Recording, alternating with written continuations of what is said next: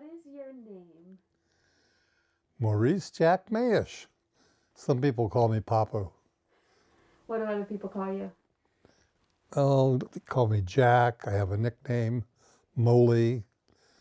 When my mother used to get upset with me, she'd say, Maurice. So, always grew up with a lot of names. Well, I was the youngest of 6 children. Grew up in Los Angeles. It was Southwest LA. A lot of people refer to now as South Central LA. It was really good because it was all family. And that's what I learned growing up. I learned that family was everything. My parents had to struggle to raise such a large family. My father worked hard, really 7 days a week to maintain the family, but we never felt he was absent because when he was with us, it was always great quality time. And my mother compensated, bless her soul. She was a very, very special lady and very caring. So the thing that I always felt that my world was my family. And if it wasn't one sibling taking care of me, it was another one. If it wasn't 2 brothers building me a swing in the backyard, it was another one taking me to the movies. It was really nice. And I have very, very fond memories of my childhood and growing up. First and foremost, I knew that I always wanted my family to be together. If I was going to get married and I was going to have kids, I wanted to keep the family together because it was so important to me growing up.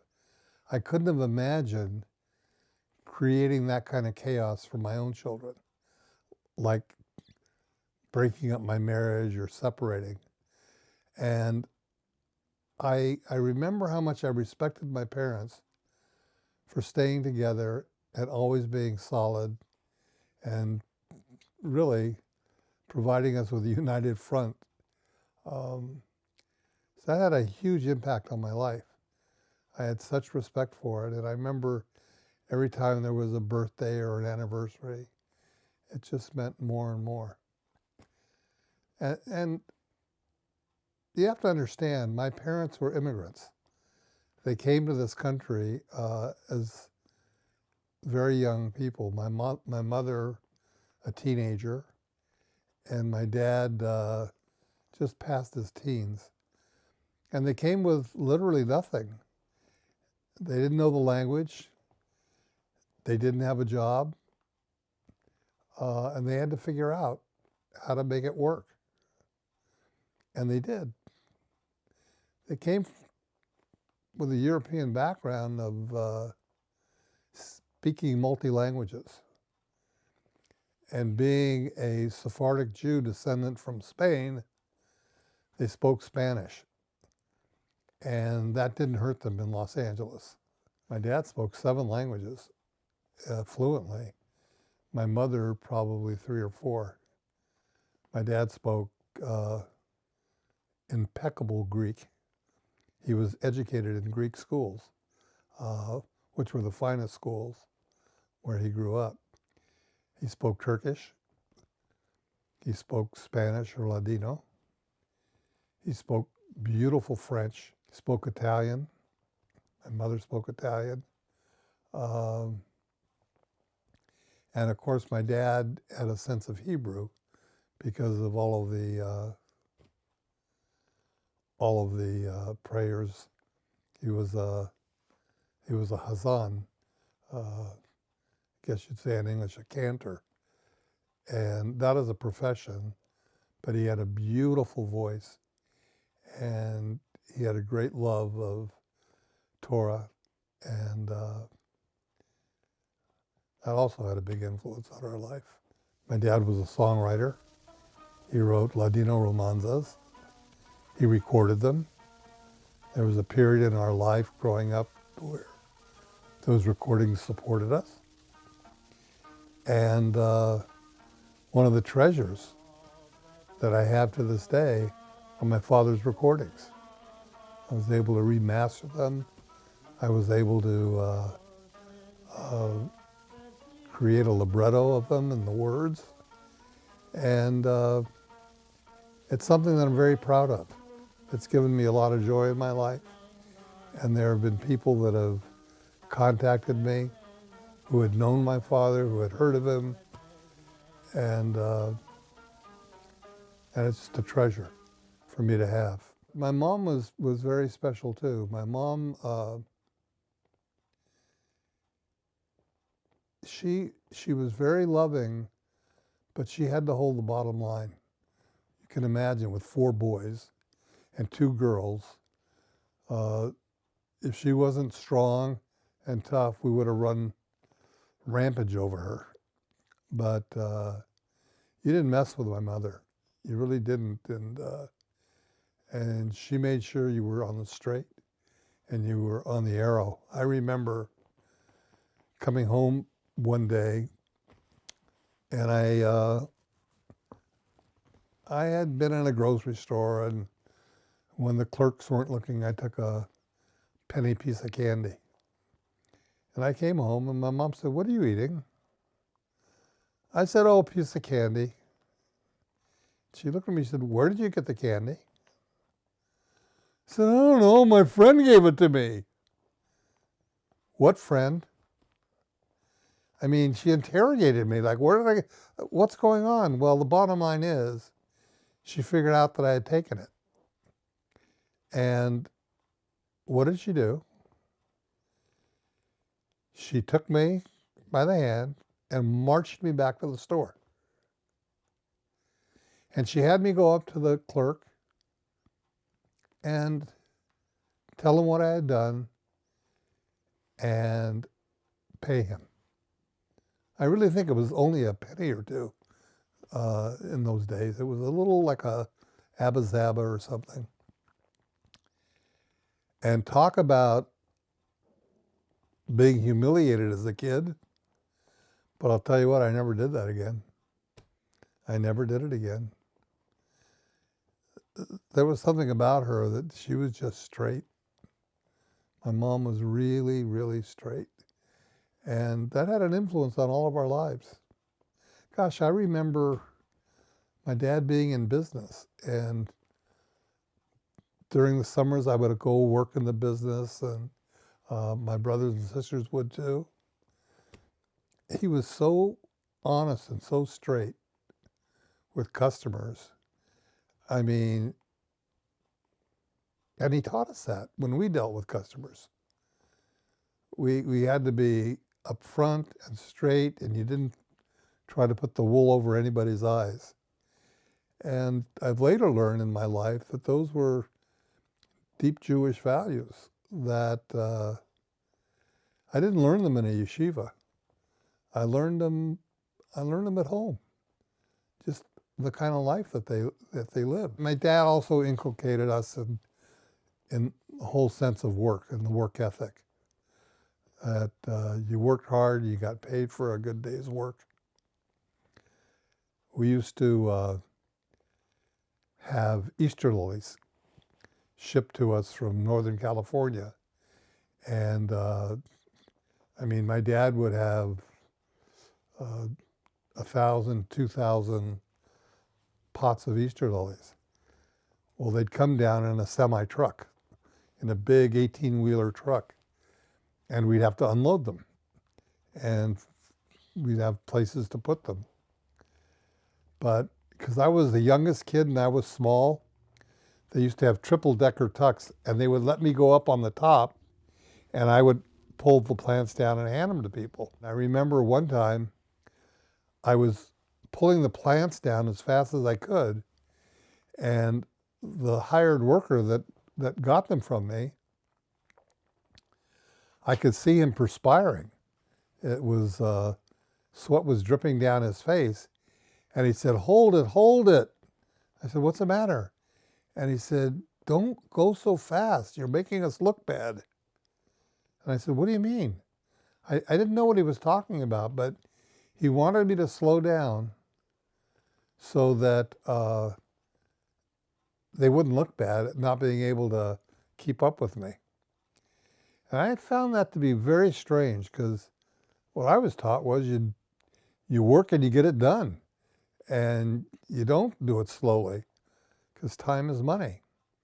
Those were little lessons that I learned along the way on how to conduct myself. Times were not easy. As I said earlier, they had to often make ends meet. And my mother was a great cook, and she learned how to make a tiny piece of meat, serve 8 people by cooking it with vegetables and getting the flavor out. I mean, she had to do a lot of things like that, but my dad came home one day with a friend, and they sat down in the living room, and my mother greeted them and welcomed them to our home and all that. And my dad looked at her and asked her if she could make a cup of coffee for them. And without batting an eye, my mom went into the kitchen to take care of it.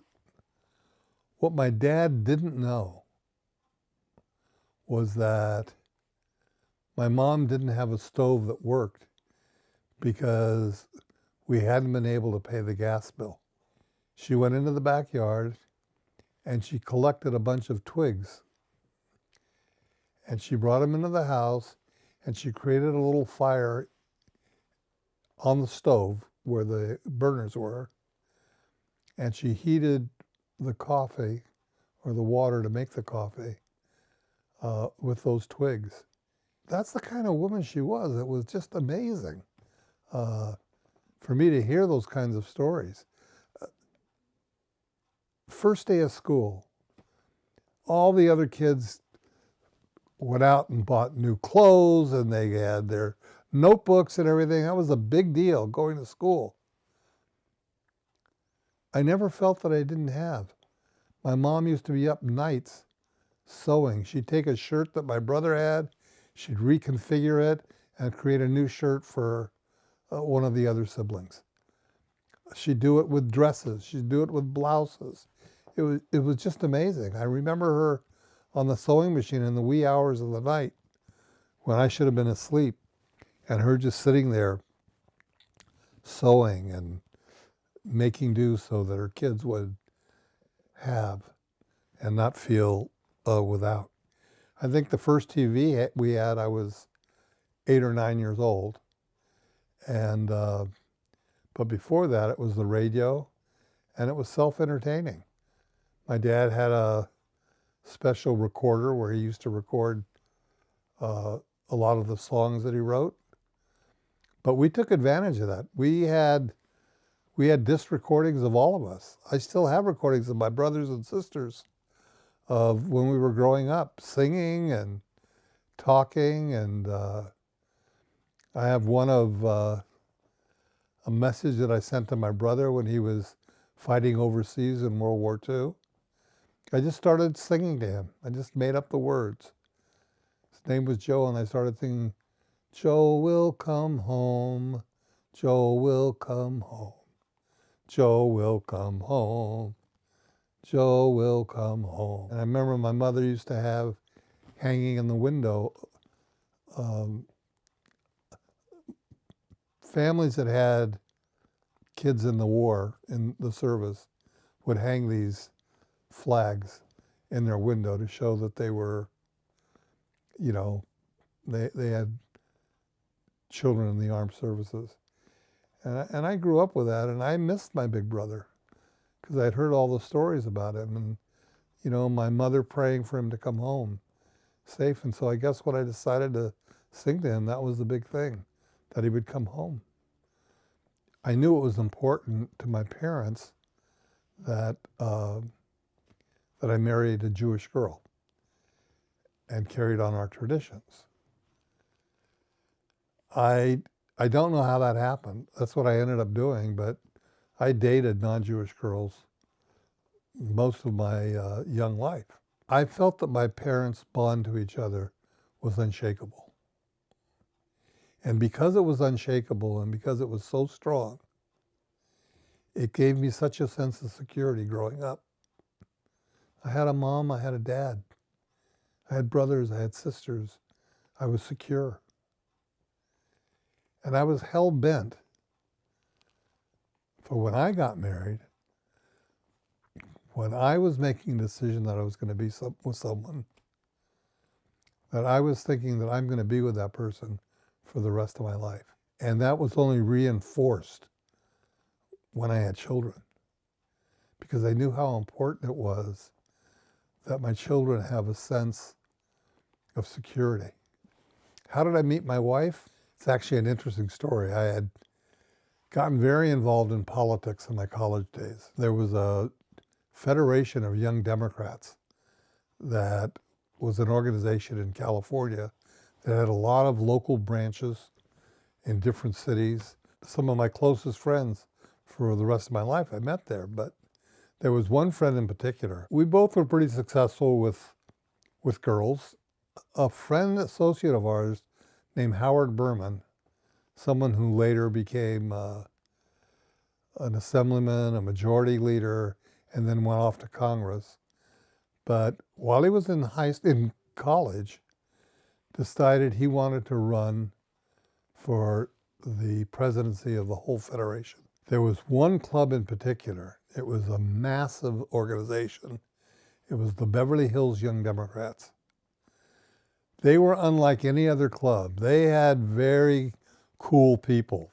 They weren't nerdy at all. They put on social events and dances, and they attracted all kinds of people. If we went to their meetings and got to know people, we could really talk up our friend Howard Berman's candidacy.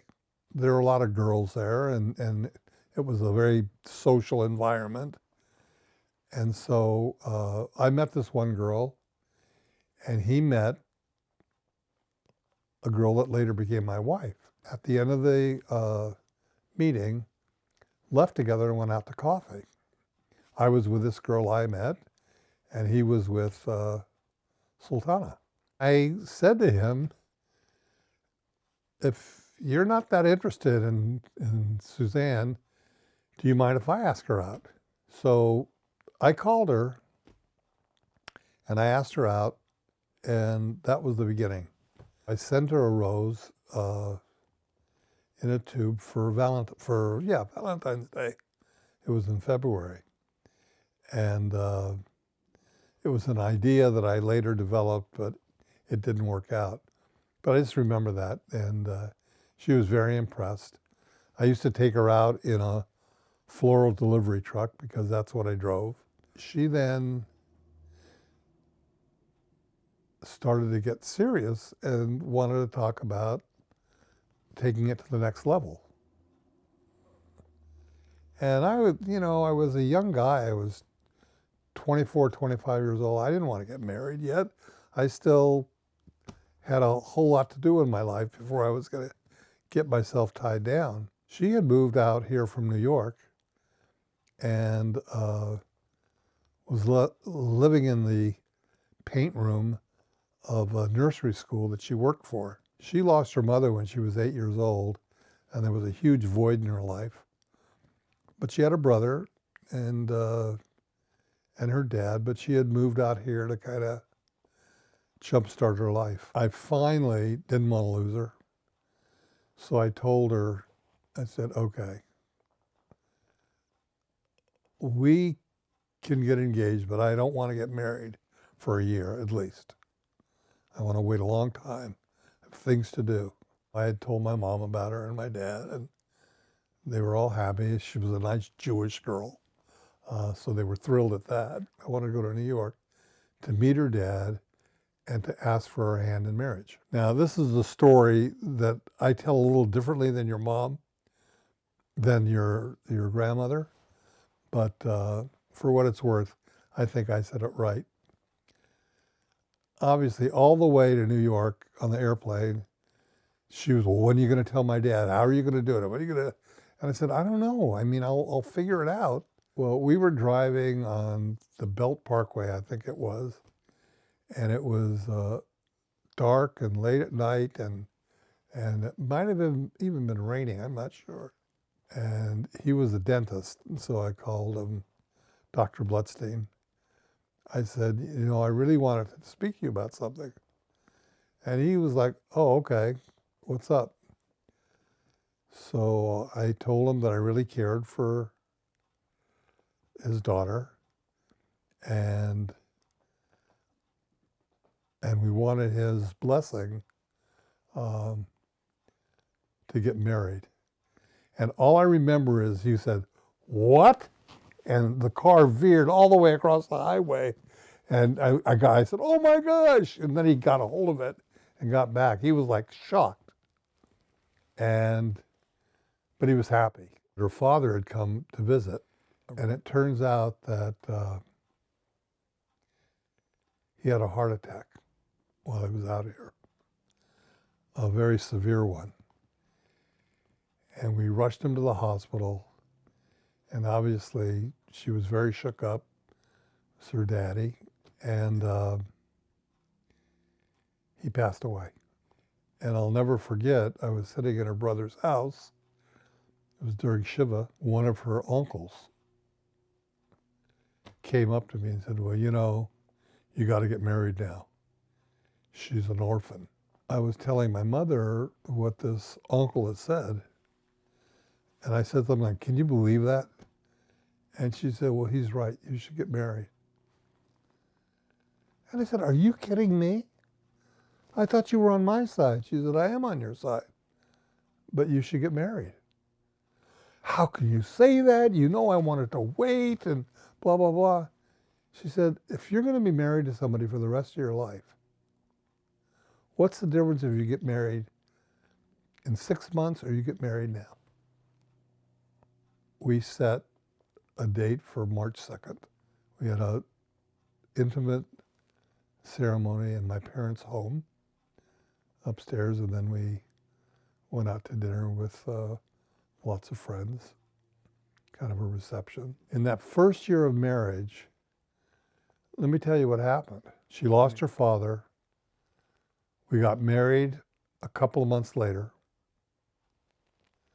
She got pregnant with our first child. 3 months later, my mother got sick, and we lost her. She passed away.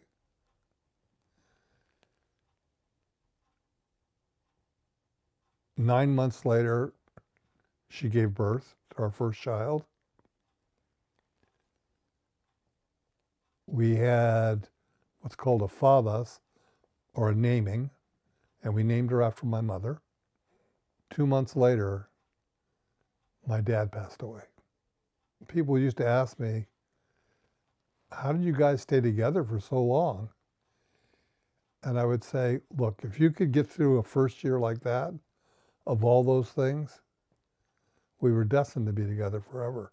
They say that the first 7 years of marriage are the toughest. Oh, it was very tough. She and I were very different.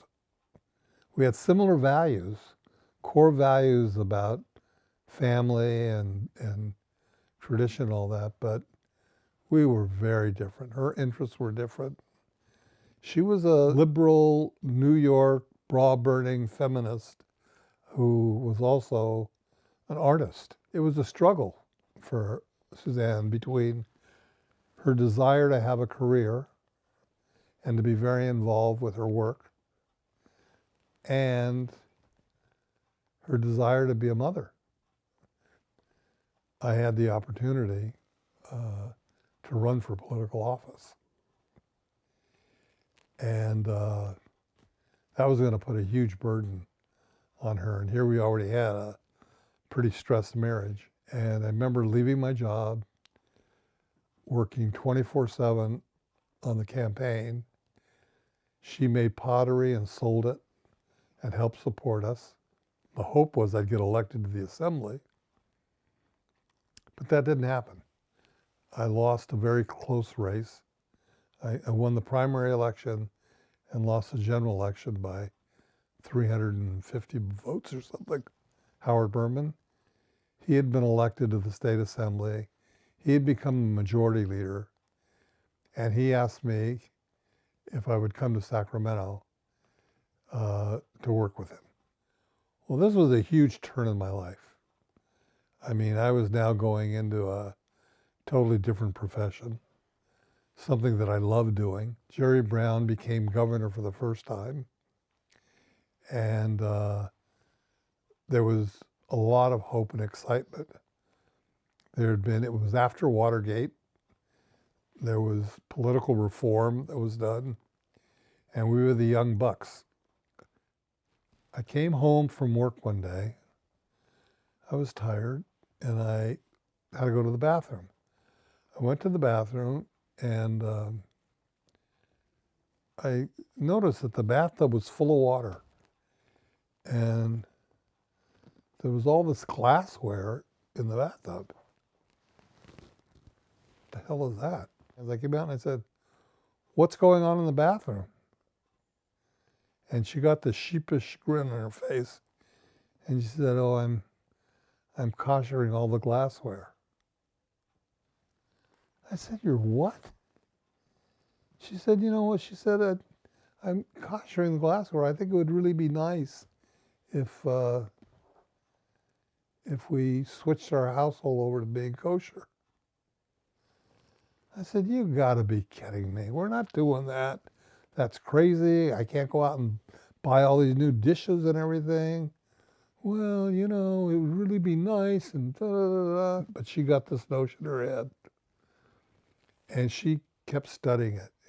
And she got the first catalog of, I don't know, it's around here someplace, of Jewish living. And then she got the second catalog. And then she was talking to Rebbeim in San Francisco and in LA, learning about different things. And she was consuming her life with becoming observant. It got so bad that I would have Greek cheese and I'd have a Swiss Army knife so I could cut it because I couldn't use our utensils.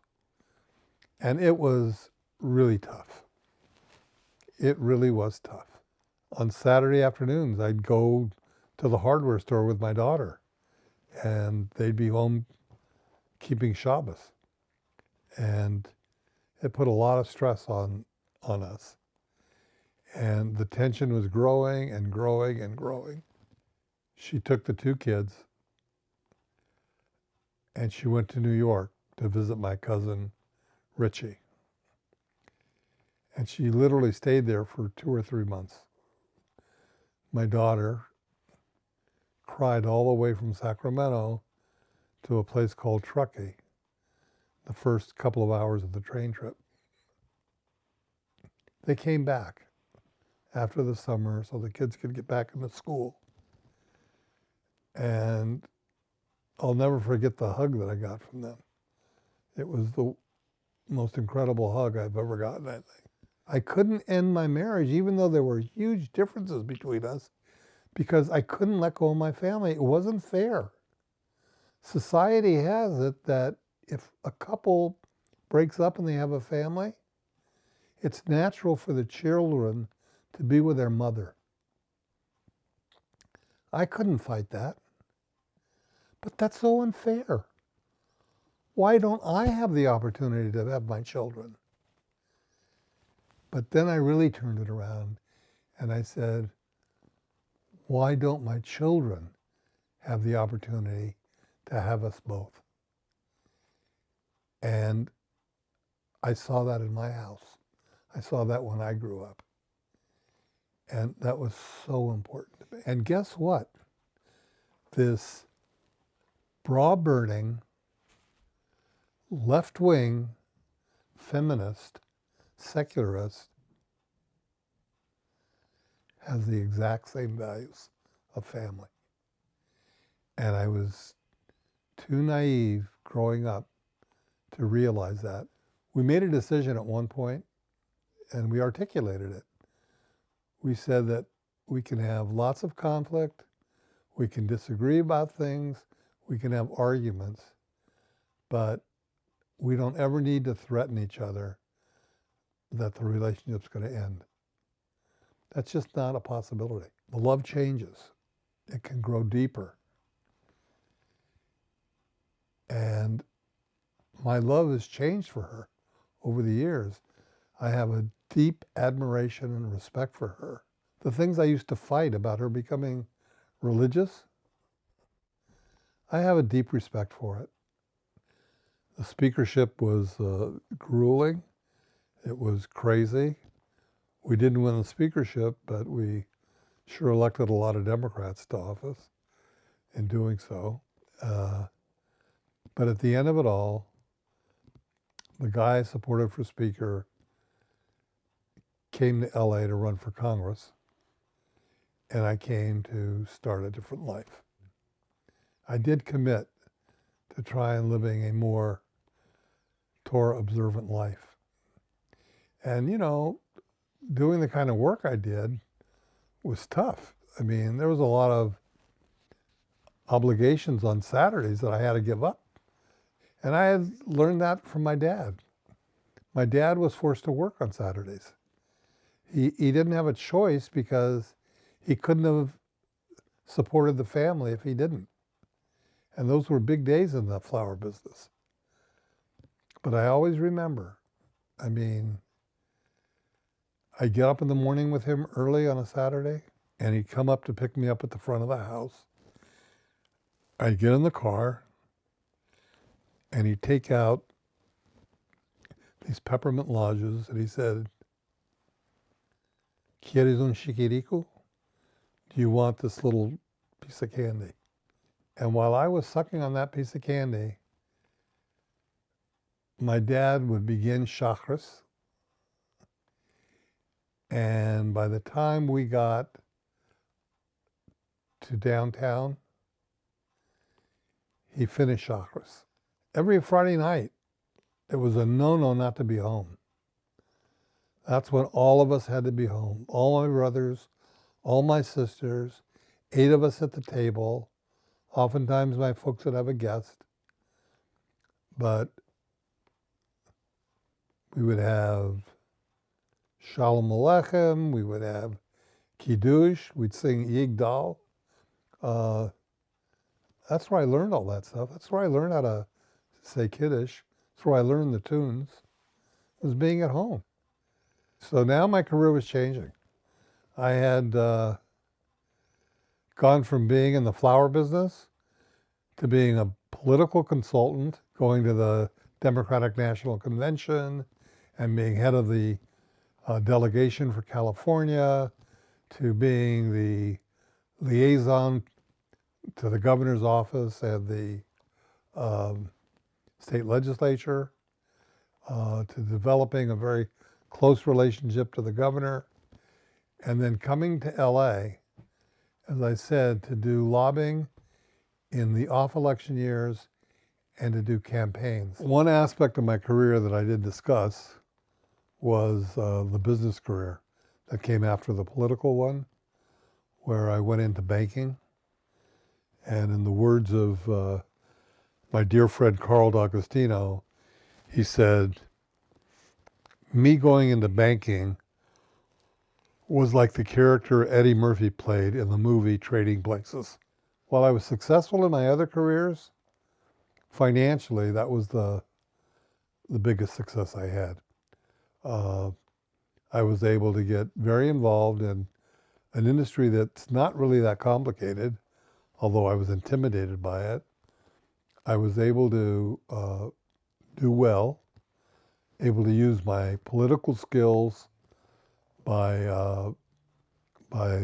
lobbying Congress and understanding what some of the regulatory environment was, and ultimately developing business skills that allowed me to take a company public and list it on the stock exchange and become its CEO and chief executive officer. I was able to secure enough resources to feel I could retire and take care of my family for what hopefully will be the rest of my life. between the day I got married and the day I had children. Those were the best days of my life. I remember when my daughter was born, my first child. I remember the next morning, I was in such pain. I had these excruciating pains right in here, and I didn't know what it was, and I was kind of nervous about it. I didn't know if I had dislocated my jaw or something. I had figured out that that whole day before, I was smiling. The whole day I was so happy that I had injured my muscles in here from just smiling so much. That's what family meant to me. Still does. I told my two kids, and they know that it's the most important thing to me. I said, you'll go through life and you'll build your own families, and God willing, that'll be good. But always maintain a relationship together, the two of you. There's nothing more important than family. Now, I had a lot of good days. One very fun story I have is before I was married, this is when I had done my senior year of college, that summer, I decided to pack my car up with artificial plants and drive to San Francisco and sell the plants to furniture stores and get an apartment with a friend of mine and have a great time in San Francisco. I packed up my car. It was an old 1960 Peugeot, really a great car, my favorite car. And I went. Now, it just so happened it was in 1964. And in 1964, the Republicans had their national convention in San Francisco at the Cow Palace. Now, I've been a lifelong Democrat, never ever related to Republican politics. But, you know, having a convention in town, even though it was Republican, it was like a pyromaniac going to a fire. I just wanted to see what was going on. Through a friend of mine, we got some press credentials that we could use at the convention, but it was for a national Japanese newspaper. But it got us in the convention. And I remember being at the convention the very first time, I found some ABC network credentials that had been discarded or fallen off of someone. And I picked them up and oh my gosh, I had credentials that I could wear. And so I gave the Japanese ones to my friend and I wore the other ones, and we would do crazy things like I would go up to a politician that I could recognize and I would ask him if he had a minute, I'd like to interview him. And he'd see my credentials and go, oh yes, people love to be interviewed, right? And so we had fun doing stuff like that. And in the midst of this convention, I told my friend, we'll go to the Mark Hopkins Hotel, very famous hotel in San Francisco, because I know that Governor Hatfield of Pennsylvania, who's running for president, is having a reception that night up at the top of the Mark. And he said, yeah, well, we'll never get in there. And I said, no, I have an idea. So what's your idea? I said, just come with me. So we got all dressed up and we go to the hotel and I go to a house phone and I ask for the top of the Mark. So it rings up there and someone says, yes. And I said, could I please speak with Jack Mayesh? Who? I'd like to speak with Jack Mayesh. we don't know who that is. And I said, oh, I'm sorry. This is Governor Romney's office. Mr. Mayesh works for the governor, and he's gone over there to give him a message. And it's very important that before he talks to anyone, that he calls Governor Romney immediately. He said, oh, what's the guy's name again? I said, Jack Mayesh. Please write it down. This is important. Governor Romney is insisting. Okay, Jack, how do you spell that? So I gave it to him, right? Waited about 15 minutes, and I called back. And I said, yes, this is Governor Romney's office calling. Can I speak with Jack Mayesh? Jack Mayesh. Oh, you mean, yeah, no, he hasn't come here yet. We haven't seen him. We're waiting for him, but he hasn't come. I said, please, my job is at stake here. It is urgent. The minute he shows up that he calls the governor. Okay, we got it here, no problem. So I waited another 10 or 15 minutes, and then we go upstairs to the top of the mark, knock on the door, and someone comes to the door and says, can I help you? And there's this whole party going on in there. And I said, yes. I said, you don't know me, but my name is Jack Mayesh, and oh, Jack, come on in. We've been expecting you. I said, excuse me? He said, yeah, your office called. They want you to call Governor Romney immediately the minute you get here. And I said, really? They said, yeah. They said you were coming over with a message, and, we got a phone over here you could use. So I said, okay. In the meantime, my friend is with me. They've got a table of hors d'oeuvres and all kinds of stuff, and they offer him a drink while I go make the call. I go into the other room, and I know they're listening to me. It's like they're giving me privacy, but the door's open. So I start pretending like I'm on a phone call. And I said, no, I understand, but you put me in a very embarrassing position. What am I supposed to do? No, I know. Well, I'll just come back. I don't know what they're going to say. I mean, I'll try to come, but I'll let you know. Okay. And I hang up. So I come out, and they say, oh, so I hear you have a message for us. I said, well, I had to make that call, and I'm really embarrassed to say that I've really got to head back. Well, what about the message? And I said, I've got to go back. I really, I'm so embarrassed. They said, well, at least have a drink. You just got here. So we stayed there for about a half an hour, having a good time, hobnobbing it as if we were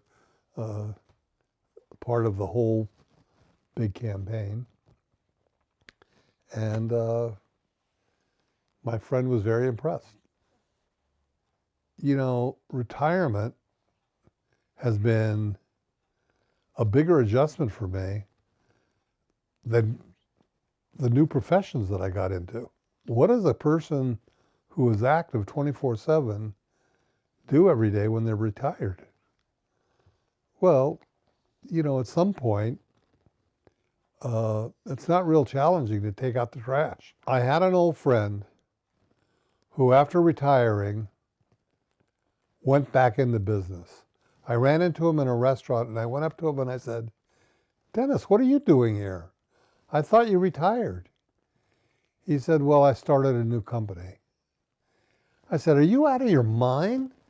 You have more money than anybody I know. Why would you start another company? He said, well,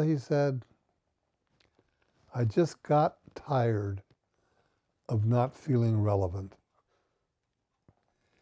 And that's an incredible statement.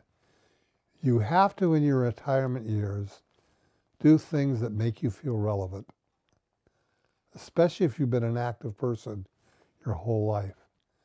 I'm not saying it has to be in business. It doesn't even have to be in making money. but you need to be relevant. You need to be relevant in other people's lives. People have to come to you and understand that there's value in your experience and what you've done. You can't demand it. You just have to be in an environment where that's the case. And what a wonderful thing to wrap this whole thing up and say, if you can be relevant to the family that you've raised, that's one of the greatest things in life. And I feel in my retirement years, and as if I enter really the last phase of my life, I'm so happy that I stay relevant in my family's life.